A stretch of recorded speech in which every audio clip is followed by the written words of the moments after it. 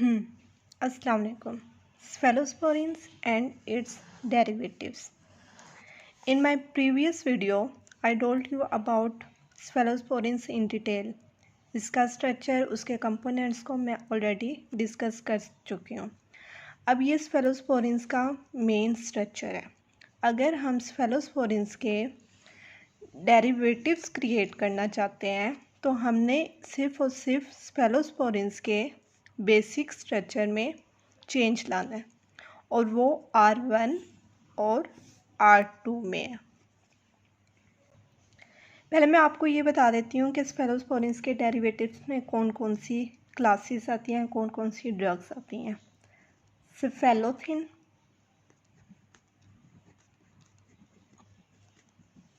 सेफेलोरिडीन,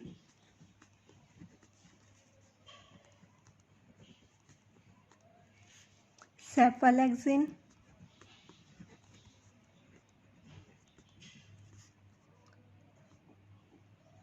सेफ्रिडीन, सेफाक्लोर,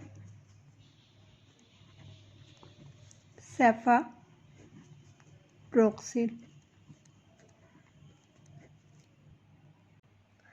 तो cephalosporins की main derivatives में ये 6 क्लासेस आती हैं।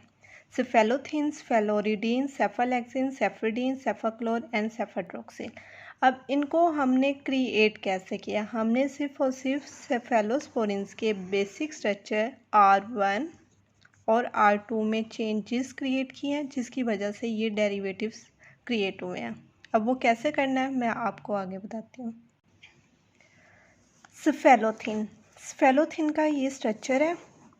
अब इस स्ट्रक्चर में हमने ये सेफेलोस्पोरिन के बेसिक स्ट्रक्चर में हम चेंज लाए हैं, उसकी वजह से सेफेलोथिन क्रिएट हुआ है। अब सेफेलोस्पोरिन की कौन कौन सी पोजीशन पे चेंज लाने की वजह से सेफेलोथिन क्रिएट हुआ है। एक R1 पोजीशन पे हमने थियोफेनिन लगाया, थियोफेनिन, और R2 पोजीशन पे एसीटेट ग्रुप,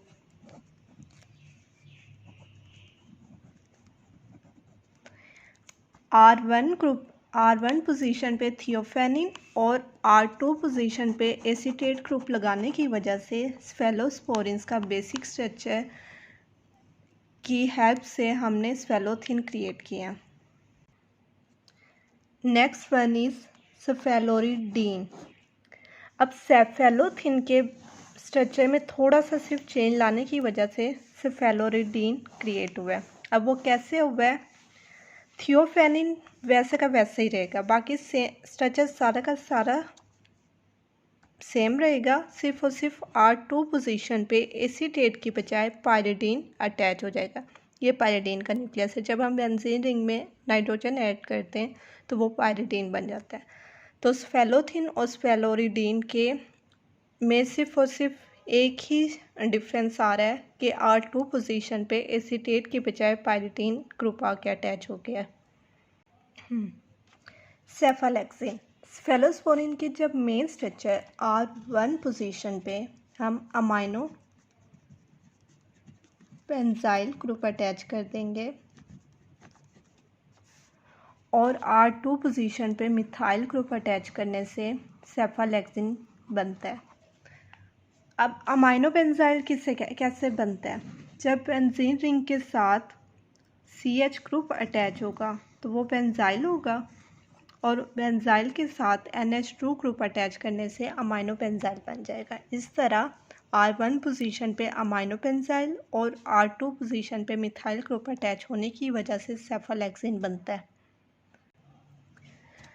सेफालेक्सिन का स्ट्रक्चर जो उनसे वो सिमिलर है सेफ्रिडीन से। अब वो कैसे है कि R2 पोजीशन पे CH3 ग्रुप ही है, सिर्फ और सिर्फ बेंजीन में चेंज आएगा।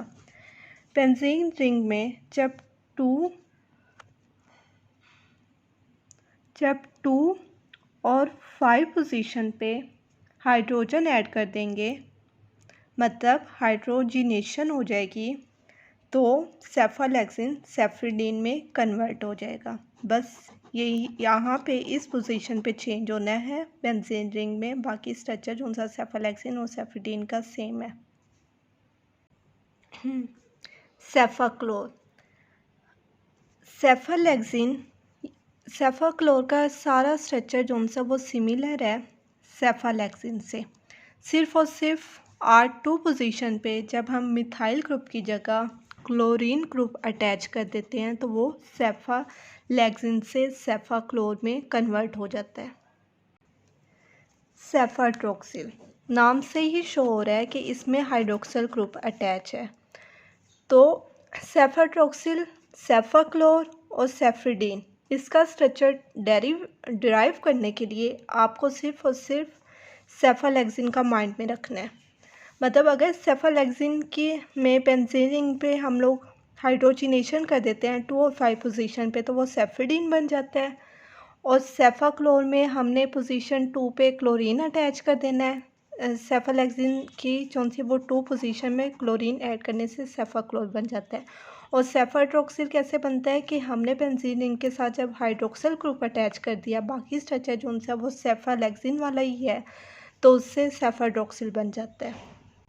बाकी जो स्फेलोथिन और स्फेलोरिडीन, इनका स्ट्रक्चर सिमिलर है, और सेफ्रिडीन का, सेफालेक्सिन का अगर आपको स्ट्रक्चर आता है तो आप सेफ्रिडीन, सेफाक्लोर और सेफाट्रोक्सिल का स्ट्रक्चर आराम से डिराइव कर सकते हैं। तो ये रही स्फेलोस्पोरिन्स के डेरिवेटिव्स, जहाँ पे हमने स्फेलोस्पोरिन्स के बेसिक स्ट्रक्चर में चेंज लाए जिसकी वजह से ये डेरिवेटिव्स बनाए। डेरिवेटिव्स में जो सेफेलोथिन और सेफालोरिडीन का स्ट्रक्चर जो उनसे वो सिमिलर है, उसके में सिर्फ और सिर्फ हमने स्फेलोस्पोरिन्स के मेन स्ट्रक्चर में थियोफेनिन अटैच किया है स्फेलोथिन में, और R2 पोजीशन पे एसीटेट लाए हैं, जबकि स्फेलोरिडीन में सेम है थियोफेनिन रहेगा लेकिन यहाँ पे पाइरिडीन अटैच हो जाएगा। जबकि सेफालेक्सिन में जब हम स्फेलोस्पोरिन्स की R1 पोजीशन पे अमाइनो बेंजाइल रिंग और जबकि R2 पोजीशन पे मिथाइल अटैच करेंगे, अब जब इसमें 2 और 5 पोजीशन पे हाइड्रोजिनेशन करेंगे तो सेफ्रिडीन बन जाएगा, और अगर यहाँ पे CH3 की बजाय जो सा वो क्लोरीन अटैच करेंगे तो सेफाक्लोर बन जाएगा।